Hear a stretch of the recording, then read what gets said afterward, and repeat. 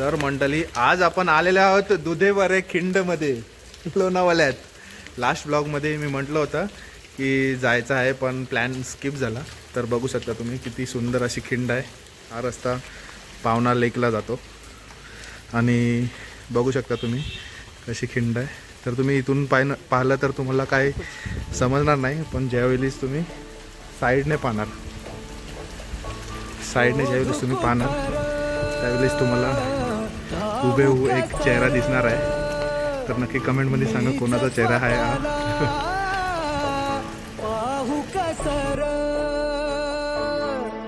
या मावळातून मावळून तू कधीच गेला.